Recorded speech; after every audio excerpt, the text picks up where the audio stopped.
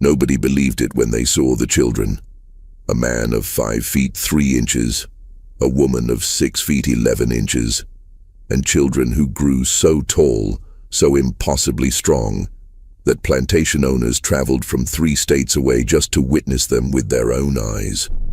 But that's not the shocking part. The shocking part is what those children did when they finally understood what they were. When they realized that the same genes that made them valuable also made them unstoppable. When they discovered the secret their mother had been whispering to them every night since birth.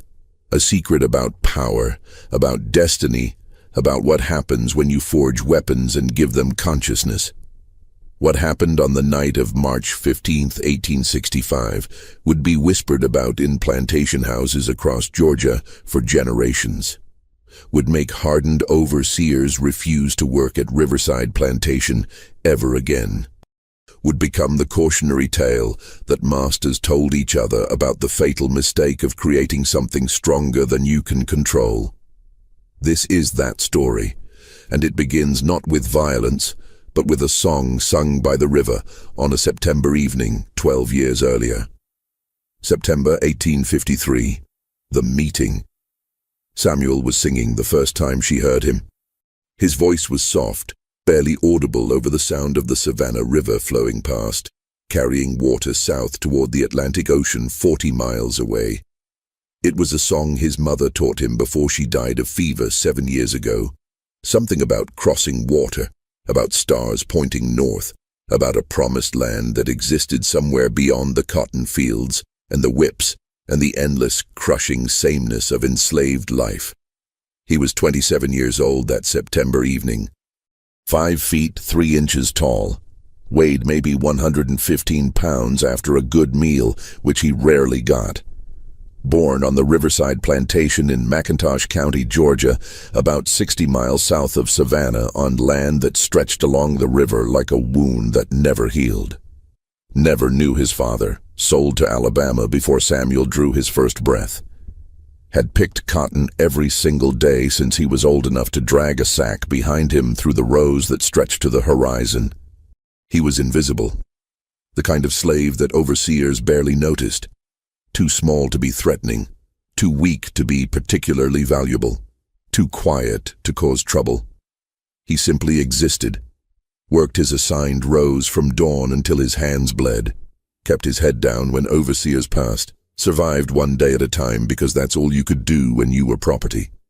But on this September evening in 1853, sitting by the river during the brief stolen window between the end of work and the beginning of sleep, Samuel allowed himself something dangerous. He allowed himself to remember that he was human, that he had feelings deeper than exhaustion, thoughts beyond tomorrow's labor, a soul that hadn't been completely crushed by 27 years of bondage. The river was his sanctuary, the only place on the entire plantation where he felt something close to peace. The sound of the water reminded him that there was a world beyond cotton and chains, that rivers flowed to oceans, that oceans connected to distant lands, that somewhere, impossibly far away but still existing, people lived free. He was singing when he heard the sound. Footsteps, heavy ones, coming through the trees along the riverbank. Samuel's song died in his throat instantly. His body went rigid with fear. Slaves weren't supposed to be by the river alone after dark. If an overseer caught him here, that was 20 lashes minimum, maybe more if they were in a bad mood. But the figure that emerged from the darkening trees wasn't an overseer. It was the new woman, the one Master Richardson had bought at the auction house on Bryan Street in Savannah 3 days ago, the one everyone called the Giant, or that African demon woman. Samuel had seen her from a distance when she arrived at the plantation. Seen her chained in the back of Richardson's wagon like a wild animal, 4 armed overseers surrounding her with rifles at the ready. Seen the way she had to bend her neck to avoid hitting the wagon's canvas cover. Seen the mixture of rage and terror in her eyes as she was paraded past the assembled slaves. But he hadn't seen her up close until now. She was enormous, easily 6 feet 11 inches tall, maybe even 7 feet if she stood fully straight instead of the defensive hunch she carried. Her shoulders were broader than any man Samuel had ever seen. Her arms were thick with muscle that rippled under her dark skin. Her hands looked like they could crush skulls without effort. Even in the dim twilight, she was terrifying. Samuel's first instinct was to run. Every survival instinct screamed at him to bolt back toward the quarters. But something stopped him. Maybe it was the way she was moving, slow, cautious, like a wounded animal. Maybe it was the way her eyes swept the area, not with aggression but with fear. Maybe it was something in her face that reminded him of his mother before the fever took her. That look of someone trapped with no way out. She saw him. Their eyes met across 15 feet of riverbank. Samuel's heart hammered. He was small, defenseless. She could kill him with one hand. But she didn't move toward him. Just stood there, watching him with an expression he couldn't read. Samuel did something stupid. Something that would change both their lives forever. He started singing again, the same song, soft, gentle, non-threatening. He didn't know if this woman understood English. The overseers had been complaining loudly that she spoke only African gibberish. Didn't know if she understood anything except violence and chains. But music was universal. And in his voice was something she hadn't heard since being captured.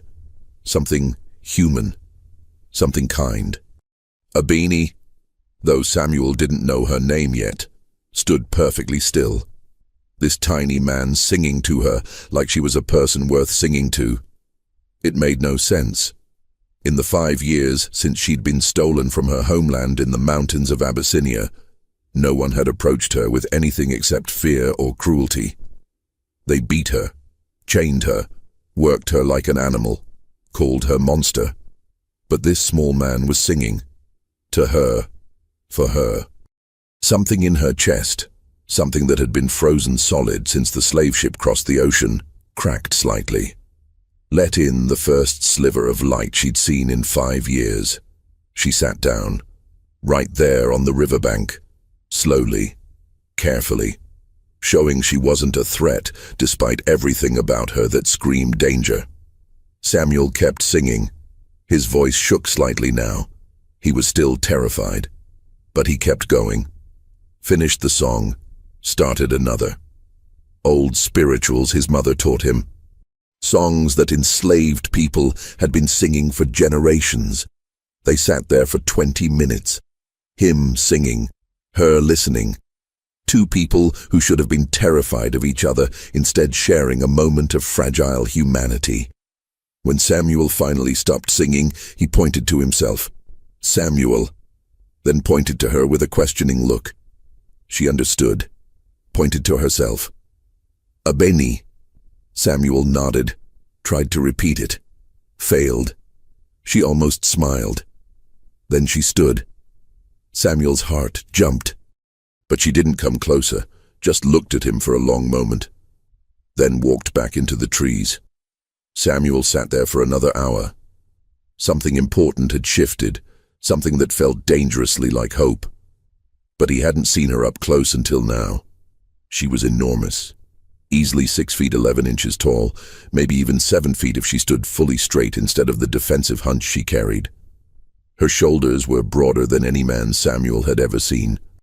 Her arms were thick with muscle that rippled under her dark skin. Her hands looked like they could crush skulls without effort. Even in the dim twilight, she was terrifying. Samuel's first instinct was to run. Every survival instinct screamed at him to bolt back toward the quarters. But something stopped him. Maybe it was the way she was moving, slow, cautious, like a wounded animal. Maybe it was the way her eyes swept the area, not with aggression but with fear. Maybe it was something in her face that reminded him of his mother before the fever took her. That look of someone trapped with no way out. She saw him. Their eyes met across 15 feet of riverbank. Samuel's heart hammered. He was small, defenseless. She could kill him with one hand, but she didn't move toward him, just stood there, watching him with an expression he couldn't read. Samuel did something stupid, something that would change both their lives forever. Before we continue, don't forget to comment which city you're watching from, and if you're not subscribed yet, make sure to hit that button so you don't miss the next stories. Let's keep going. He started singing again, the same song, soft, gentle, non-threatening. He didn't know if this woman understood English. The overseers had been complaining loudly that she spoke only African gibberish, didn't know if she understood anything except violence and chains. But music was universal, and in his voice was something she hadn't heard since being captured, something human, something kind.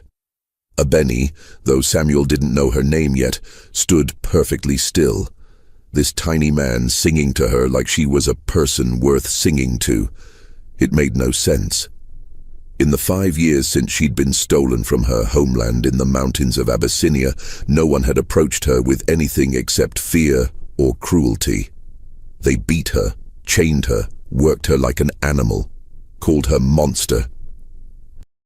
But this small man was singing, to her, for her. Something in her chest, something that had been frozen solid since the slave ship crossed the ocean, cracked slightly. Let in the first sliver of light she'd seen in 5 years. She sat down, right there on the riverbank, slowly, carefully, showing she wasn't a threat despite everything about her that screamed danger. Samuel kept singing. His voice shook slightly now, he was still terrified.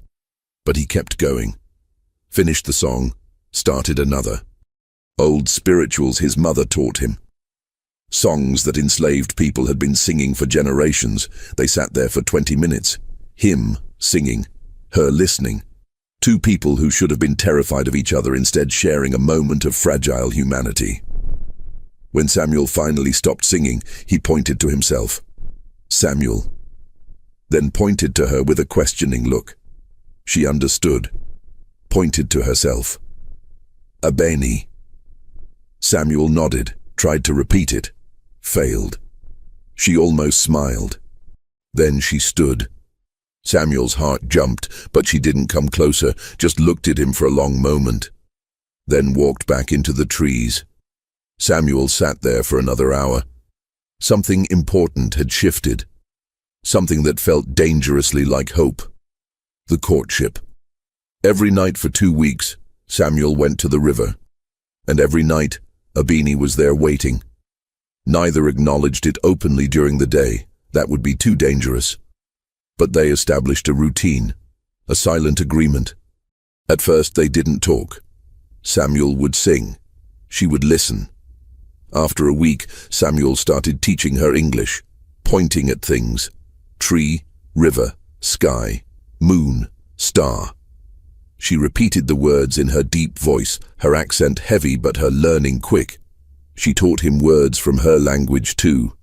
Beautiful, complex words he could barely pronounce. She laughed when he failed. Gradually, they began to actually communicate. Samuel told her about the plantation, about Master Richardson and the overseers, about how to survive, how to become invisible. Abeni told him about her home, about mountains so high that clouds lived between the peaks, about her people who grew tall and strong, about freedom she'd once known, actual, lived freedom, about the void in her chest where her old life used to be. And slowly, something grew between them, something neither expected, something dangerous.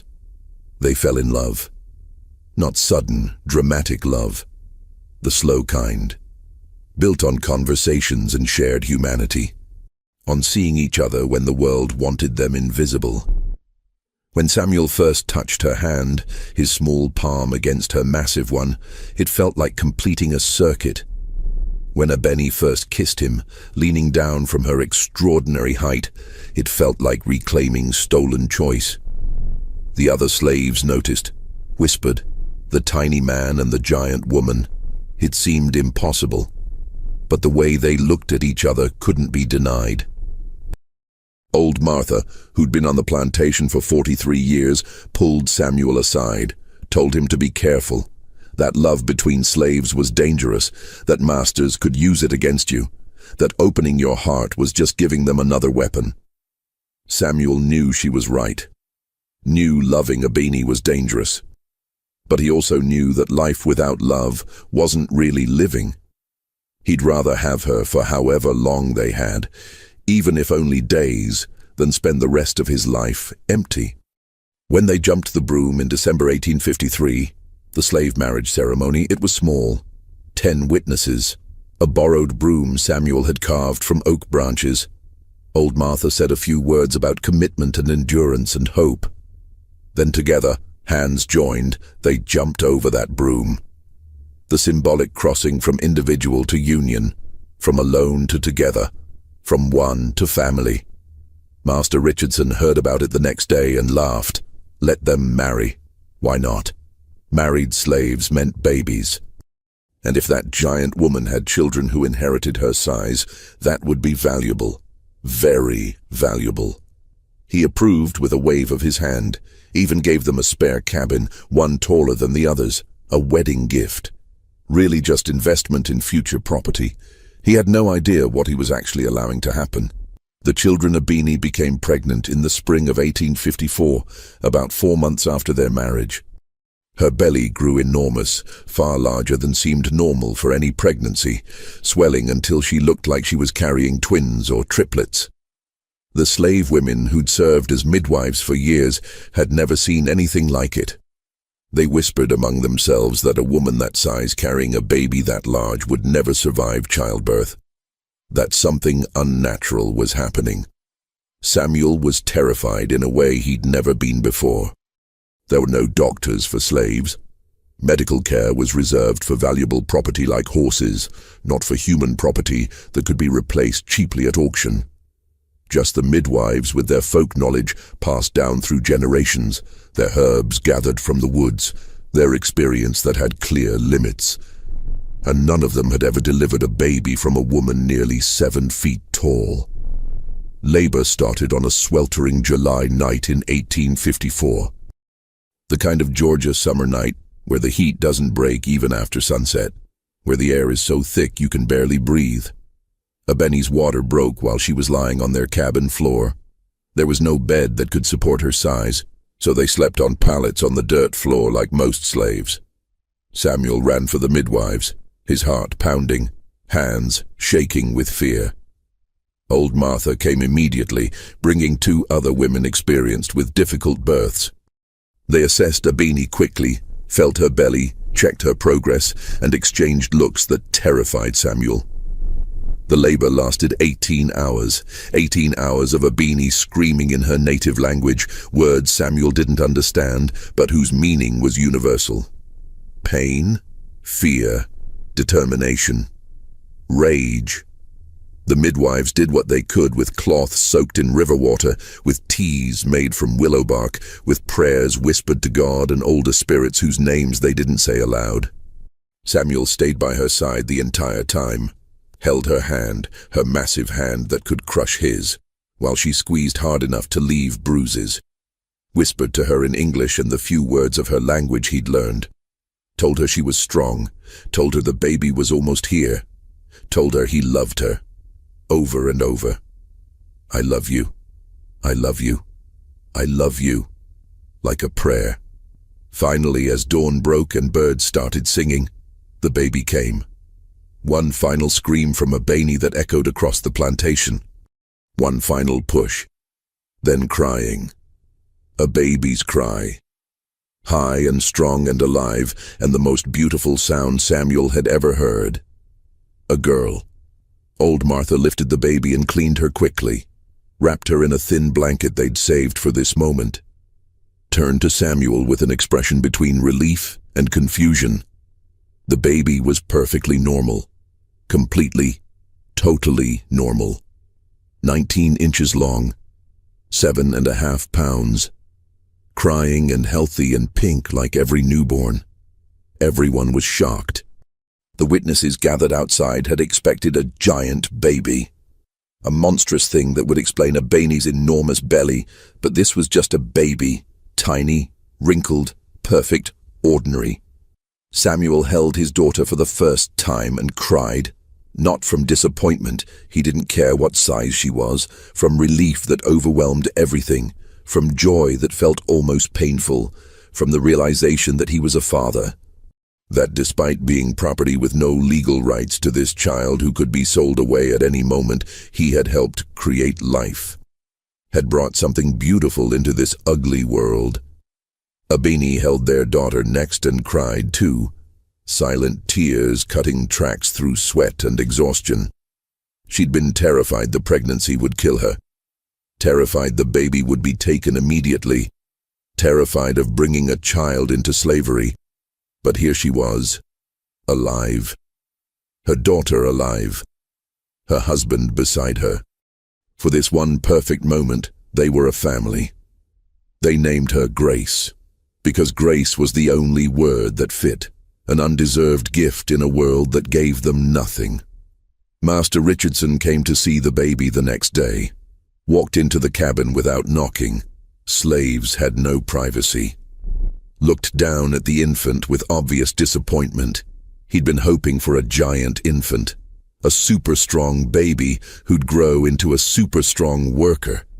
But this was just a normal child, small even, barely worth the food it would cost to raise her.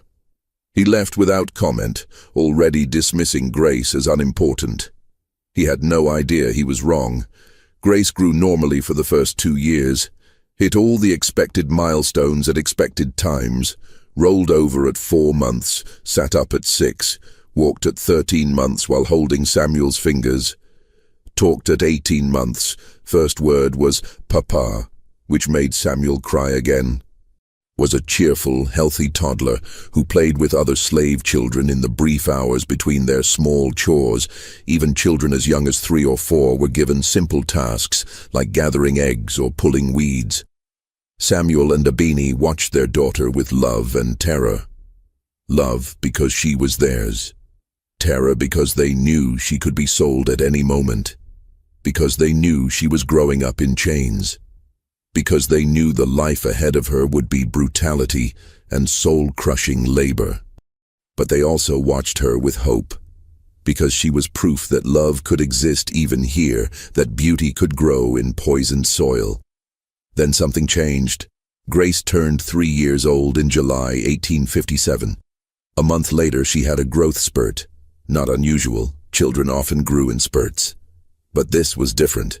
Grace shot up 4 inches in 6 weeks. Suddenly she was noticeably taller than other children her age. Her appetite increased dramatically. She was always hungry, eating portions that seemed too large for her body. By her 4th birthday in 1858, Grace was the height of a typical 7-year-old, 48 inches tall when most 4-year-olds were around 38 inches.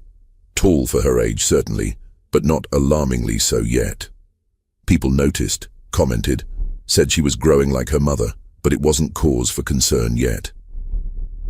At age 5 in 1859, Grace was the size of a 9-year-old. 54 inches tall, 4.5 feet, when she should have been around 42 inches. Taller than every child her age by more than a foot. Strong enough to carry water buckets that made other children struggle. The pattern was becoming clear. This wasn't normal growth. This was something extraordinary. Samuel and Abini watched with growing amazement and growing fear. Their daughter was different. Visibly, obviously different. And different was dangerous on a plantation where conformity meant survival. By age 6 in 1860, Grace looked 12. She stood 4 feet 10 inches tall, nearly 5 feet.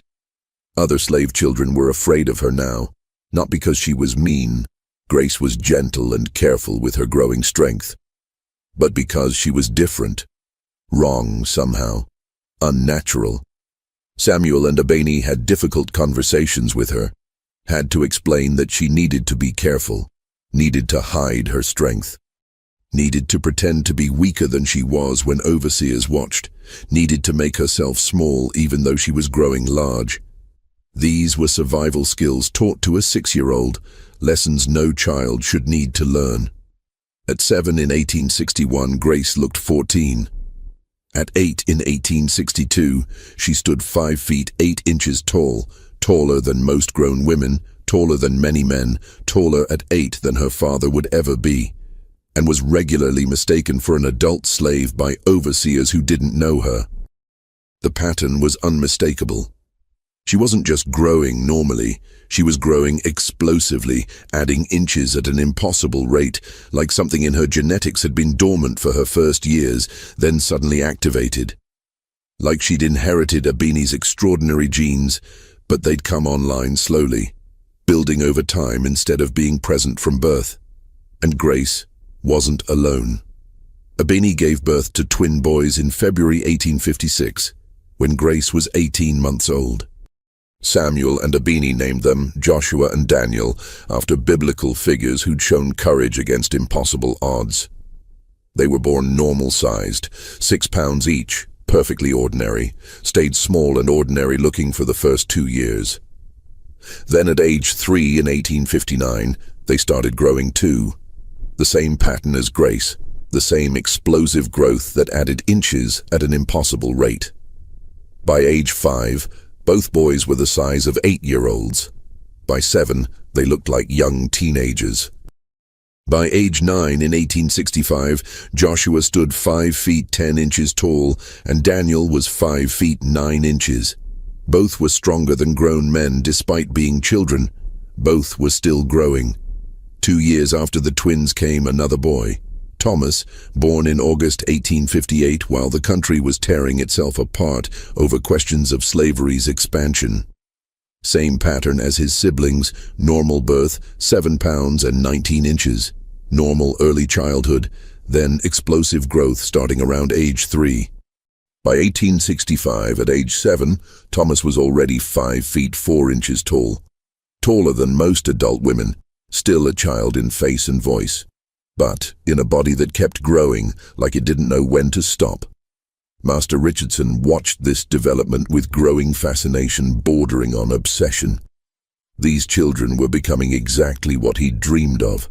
Giants, super workers, proof he was smarter than other plantation owners.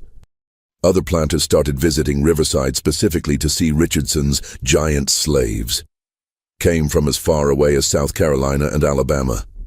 Brought their own overseers to witness. Offered enormous sums to buy the children, especially the boys. Wanted to breed them with their own slaves, wanted to study them. Wanted to own these extraordinary specimens.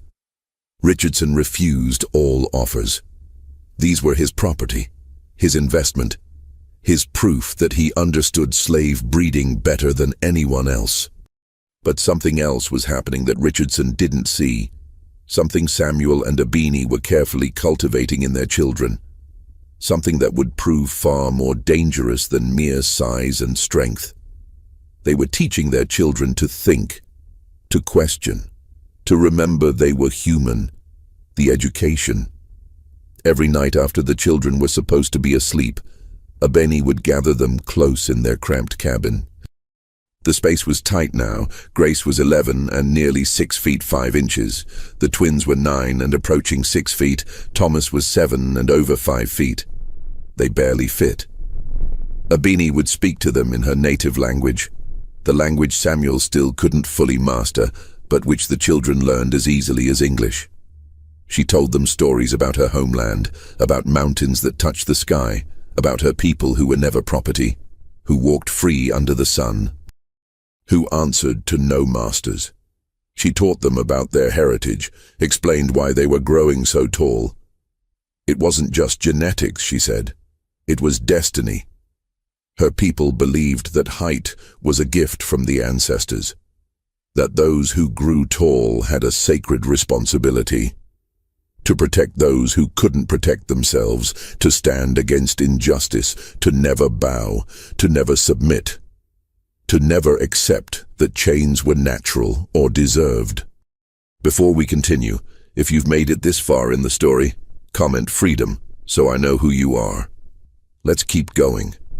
She taught them the old stories of her people, about warriors who fought tyrants and won against impossible odds, about resistance against slavers, about the belief that death as a free person was infinitely better than life in chains.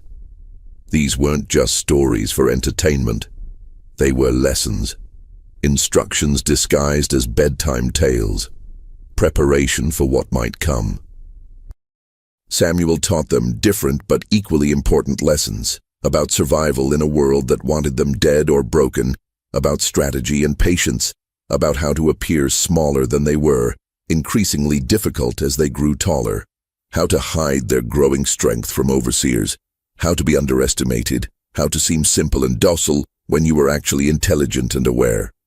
He taught them the slaves' survival skills, how to read white people's moods and intentions, how to predict violence before it arrived, how to avoid being selected for the worst punishments. But most importantly, he taught them to think strategically, to see patterns, to understand that strength without intelligence was just another form of slavery, that muscles could be chained but minds could not, unless you let them.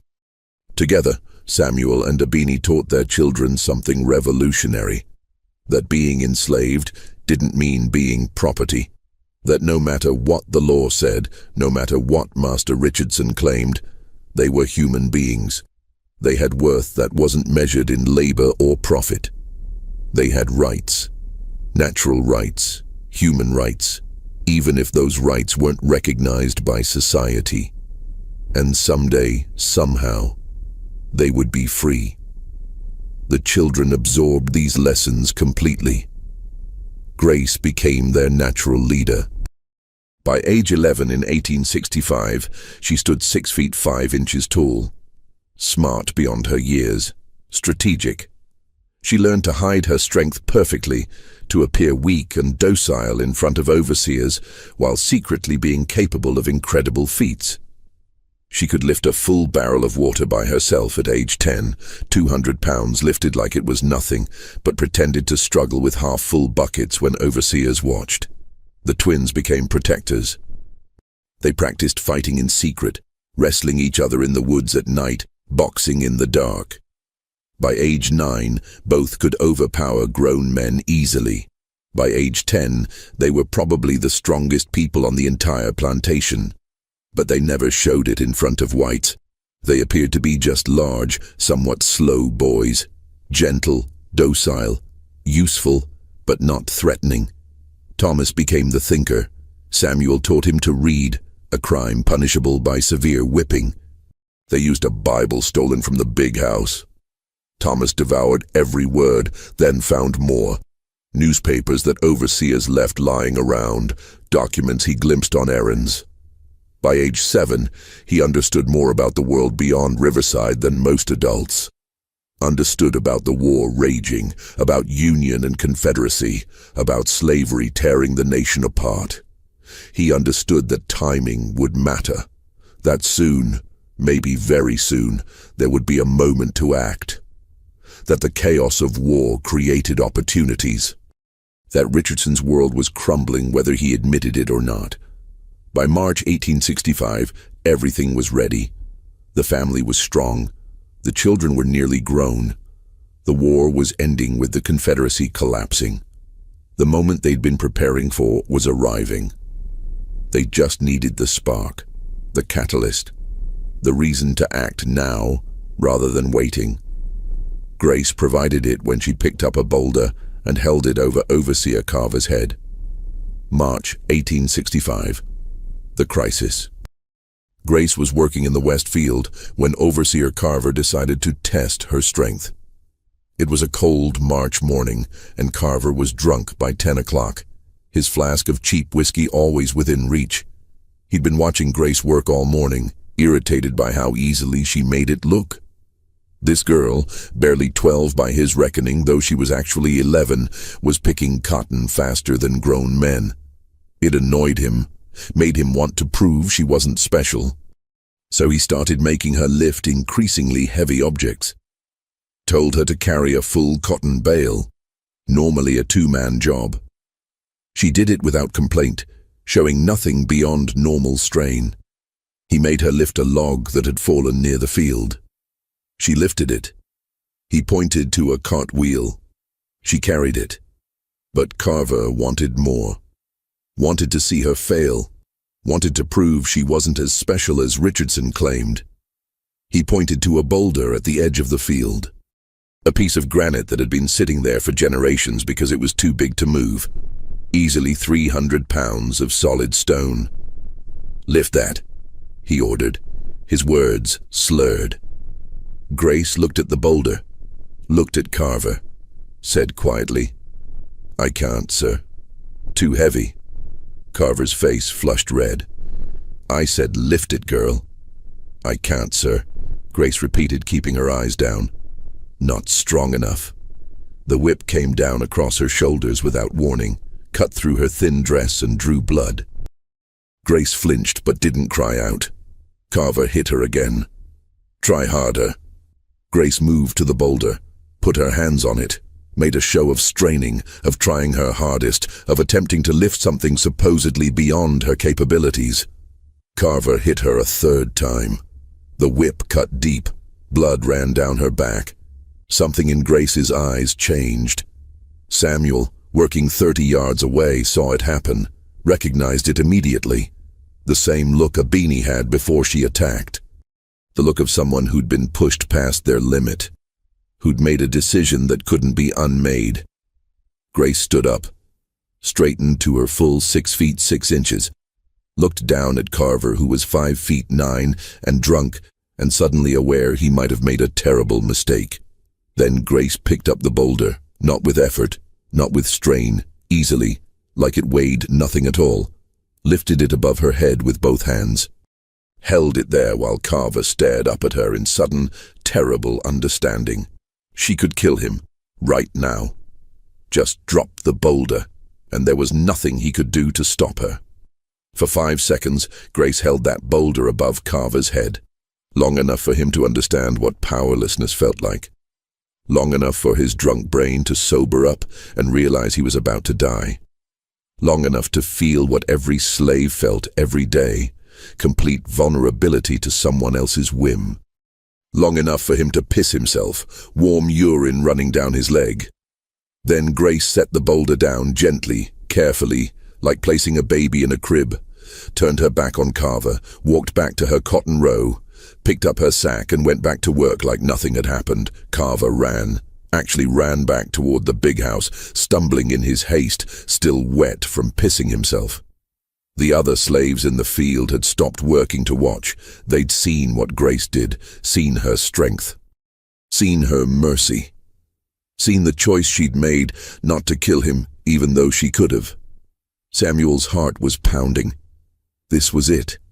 This was the moment he'd been dreading for years. Grace had revealed herself. There would be consequences. Severe consequences. Carver burst into Richardson's study, told him what happened, words tumbling over each other in panic.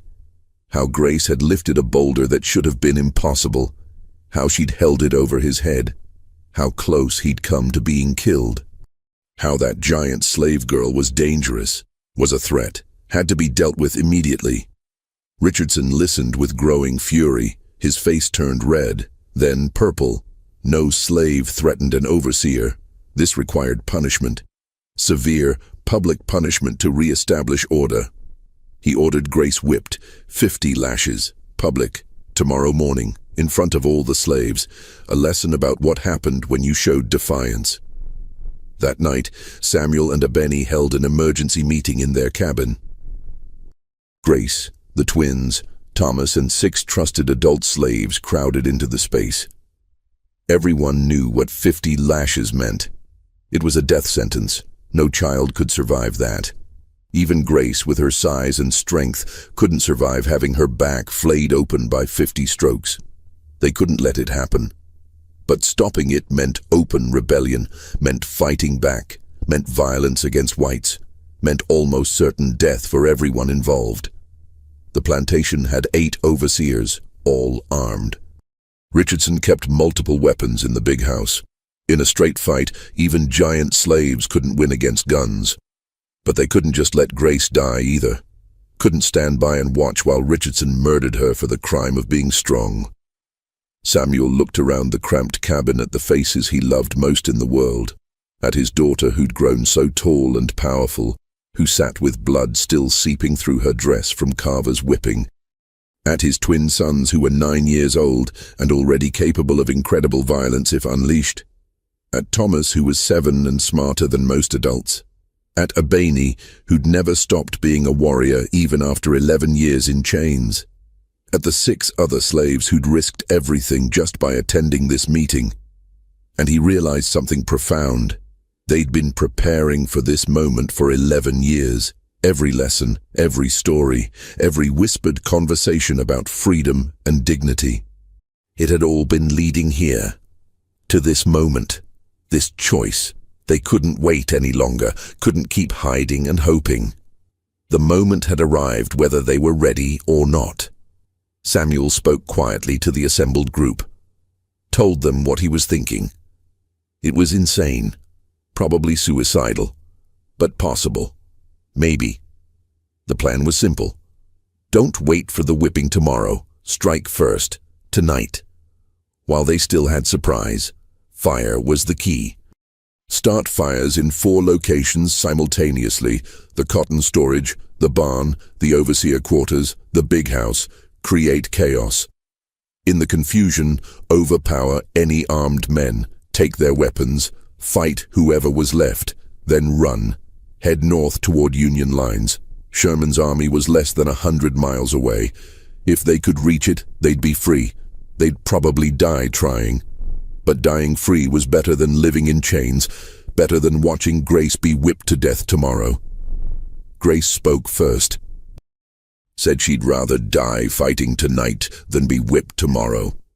She was 11 years old and deadly serious. Joshua and Daniel agreed immediately. They'd been waiting for permission to use their strength. They were ready. Thomas was scared, but also determined. He'd read about slave rebellions. Maybe this time would be different. The 6 adult slaves agreed. They'd rather die fighting than live subjugated. Abeni spoke last. Said her people had a saying, "It is better to die on your feet than live on your knees." Tonight, they would stand. They made final plans. Who would start which fire? Who would target which overseer? Where to meet after? What route north? Midnight, new moon, maximum darkness. At midnight exactly, Grace struck the first match. The rebellion. The cotton storage went up like oil-soaked wood, flames shooting 15 feet high within seconds. Months of picked cotton, thousands of dollars worth, turning to ash and smoke. Grace watched for 3 heartbeats. This was Richardson's wealth, his pride, his proof that slavery was profitable. Burning. Then she ran toward the overseer quarters, where her brothers were already moving. Joshua hit the door with his shoulder. The wood splintered like kindling. He and Daniel burst inside before the 3 overseers barely had time to wake. One reached for a rifle hanging on the wall. Daniel grabbed him, picked him up like a child, and threw him through the window. Glass shattered. The man's scream cut off when he hit the ground outside with a sickening thud. The second overseer pulled a pistol from his nightstand, got 1 shot off that punched through the wall. Joshua grabbed the man by the throat with one massive hand and squeezed until something gave way with a wet crunch. The man's eyes went wide, then empty. He dropped. The third overseer was Carver. The drunk bastard who'd whipped Grace, who'd pushed her too far. He came at Daniel with a knife, screaming incoherently. Daniel caught his wrist mid-swing, twisted hard. The snap of bone was audible even over the chaos outside. Carver screamed. Daniel punched him once in the face. Carver's head rocked back at an unnatural angle. His neck broke with a sound like a dry branch cracking. He was dead before he hit the floor. 3 overseers dead in under a minute. The twins looked at each other, breathing hard, covered in other men's blood. They felt nothing, no remorse, no guilt. These were the men who'd kept them in chains their entire lives, who'd whipped their mother and father and sister. This was justice, long overdue. They grabbed the weapons, 3 rifles, 2 pistols, ammunition, and ran outside into chaos. The plantation was burning. Multiple fires creating a hellscape of orange light and black smoke. People shouting, running. Bells ringing as someone tried to raise the alarm. The remaining 5 overseers were scrambling, trying to organize a response, trying to understand what was happening. They'd never prepared for this possibility. Slaves didn't rebel. Slaves didn't fight back. That's what they believed. That's what they'd been wrong about. Samuel and his team had hit the barn successfully. The building was fully engulfed, flames reaching 30 feet into the night sky. The heat was incredible even from 50 yards away. 3 horses trapped inside were screaming, horrible, inhuman sounds that Samuel knew would haunt him forever. But there was no time to save them, no time for mercy. They had to keep moving. The hardest target was the big house. That's where Richardson was, where his family was, where most of the guns were stored, where the real danger lay. Abeni led the assault, her, Thomas and 4 other slaves armed with axes and righteous fury accumulated over lifetimes of suffering. They burst through the front door, a door slaves were never allowed to use, a threshold they'd never been permitted to cross. Abeni had to duck to fit through even though it was built tall. For a moment, she stood in the foyer with its expensive chandelier and imported wallpaper. Stood in the house that represented 3 generations of wealth built on stolen lives and broken bodies. Richardson came down the stairs with a pistol in his shaking hand. Behind him, his wife and 2 children were screaming. The guests, a merchant from Savannah and his wife, were hiding somewhere upstairs. Richardson aimed the pistol at Abeni with trembling hands. His face was red with fury and fear. "You goddamn..." Abeni moved faster than he could track, 11 years of rage and humiliation compressed into one explosive moment. She covered the distance between them in 3 strides, grabbed his wrist before he could fire, twisted hard. The bones in his wrist ground together audibly. He screamed and dropped the gun. It clattered on the polished wood floor. Abeni picked him up by the throat with one hand, lifted him completely off the floor. His feet kicked uselessly in the air. His hands clawed at her arm, leaving scratch marks that drew blood but accomplished nothing. For 11 years, she'd been his property. For 11 years, she'd bowed and submitted and hidden her strength. For 11 years, she'd pretended to be something less than human. Not anymore. She looked into Richardson's bulging eyes, made sure he saw her. Really saw the person he'd bought and tried to break. Saw the human being he'd treated as livestock. Saw the mother and wife and warrior he'd tried to destroy and failed. Then she threw him. Threw him with all the strength her massive frame possessed. He flew 15 feet across the foyer and crashed into the far wall. His head hit the expensive imported wallpaper with a wet crack. He slid down slowly, leaving a dark smear of blood. He wasn't dead. His chest still rose and fell, but he'd never walk right again. Never be whole again. Never forget what it felt like to be powerless. Thomas had run upstairs, found Richardson's study, found the maps he needed, maps showing roads north, locations of Union encampments, towns that might be sympathetic or hostile. He grabbed them, grabbed a compass from the desk, grabbed a bag of coins from the drawer. Supplies for their escape, information that might keep them alive. Outside, the remaining overseers had organized slightly, were firing rifles at the running slaves. One of the adult slaves who joined the conspiracy, a man named Jacob, took a bullet to the chest, dropped instantly, dead before he hit the ground. Another woman, Sarah, was shot in the leg, went down screaming. Joshua ran back for her through gunfire, picked her up like she weighed nothing, carried her while she bled and screamed and held on. Grace had taken a rifle from a dead overseer's hands. She'd never fired a gun before, but she'd watched them do it 1,000 times. She aimed at one of the remaining overseers, a man named Patterson, who'd whipped her mother 3 years ago, pulled the trigger. The recoil knocked her back a step. The shot went wide, kicking up dirt 5 feet from Patterson. He turned toward her with his own rifle. Daniel shot him first. Patterson's head snapped back. He dropped. The family met at the designated spot, the old oak tree at the north edge of the plantation. Samuel, Abeni, Grace, Joshua, Daniel, Thomas, 6 adult slaves. Sarah with the bleeding leg wound. They'd lost Jacob, lost another man to a bullet. 11 survivors out of 13 who'd started this. Behind them, Riverside Plantation burned. The cotton storage was completely destroyed. The barn had collapsed into itself. The overseer quarters were engulfed. Parts of the big house were catching fire. 3 generations of accumulated wealth turning to smoke and ash and memory. They ran north, following the North Star that enslaved people had been following for generations, following Thomas's stolen maps, following desperate hope and the slim chance that they might actually make it. Behind them, horses, dogs, the pursuit organizing. But they had a head start. And they had something Richardson could never match. The absolute determination of people who'd chosen freedom over survival. Freedom. The pursuit lasted 3 days. Richardson, crippled but alive, organized a militia. 30 men on horses with rifles and hatred, but they were tracking giants. People who could run longer and faster than normal humans. The first day they covered 15 miles before stopping to rest. At dawn, the dogs caught up. 4 hounds bred for slave catching. The first leapt at Abeni. She caught it mid-air, broke its neck with one twist, threw the corpse aside.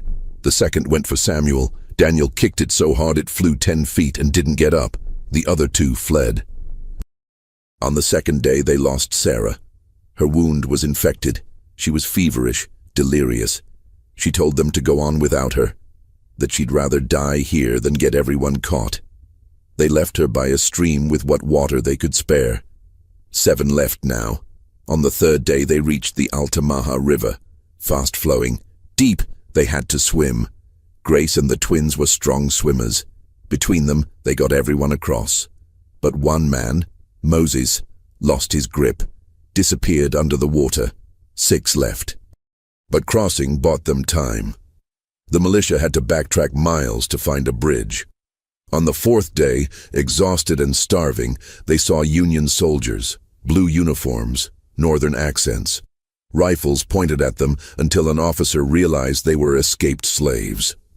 Captain Morrison from Ohio listened to their story, looked at the family of giants with awe, looked at their wounds, their exhaustion, the desperate hope in their eyes. He made a decision that would change their lives forever. You're under Union protection now. By order of the United States Army, you're free. Grace fell to her knees and cried. The twins held each other and wept. Thomas experienced the freedom he'd only read about in stolen newspapers. Abeni reclaimed what had been stolen 11 years ago. And Samuel, who'd been property his entire life, held his family and cried until he had no tears left. They were free. Epilogue. The Civil War ended 6 weeks later. Slavery was abolished throughout the United States. Richardson survived but never recovered. The plantation never recovered either. Richardson died bitter and broke in 1871, still cursing the slaves who'd destroyed him. The family settled in Ohio. Samuel worked as a carpenter. Abeni worked in a factory where her strength was valued. The children grew up free. Grace reached 7 feet 1 inch, became a teacher, using her presence to protect black children. Joshua topped out at 7 feet 3, became a blacksmith. Daniel reached 7 feet, became a carpenter like his father. Thomas grew to 6 feet 11, became a lawyer, using words to fight injustice. They all married, had children born free. Grandchildren who couldn't imagine their ancestors had been property. Every March 15th until they died, the family gathered, told the story again, remembered Sarah and Moses and Jacob, remembered the night they chose freedom, and they taught their children what Abeni had taught them, that those who grew tall had an obligation to stand against injustice, to never bow, to never accept that anyone could own another human being. Nobody believed it when they saw the children. But those impossible giants changed the world just by refusing to stay small, by refusing to accept that their strength existed to enrich masters, by remembering that power without conscience was slavery, but power with purpose was liberation. They were born into chains, but they died free, and that made all the difference.